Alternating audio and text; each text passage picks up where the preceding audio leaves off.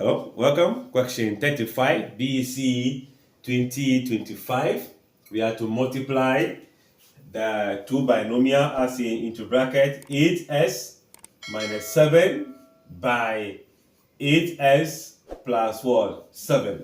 Now, this can be done the long way and the short way, but I'll begin with the short way. You can see that the first term is the same in the two brackets. The second term is the same with a change of sign. It could be plus, minus, minus, plus.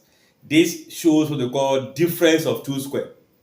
So right away, you will just pick the first number, which is 8s square that minus the second number 7, you square it. Meaning difference of two squares. These are two squares. Their difference give you the top. So now this square affects the 8 and the s. Meaning 8 square 64, x square s.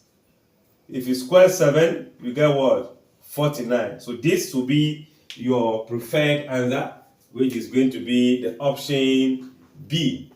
You can also go ahead, expand it, multiply, simplify, you will still come back to the same result. But it is best if you are able to spot the difference of two squares and solve it as fast as possible. Thanks for watching.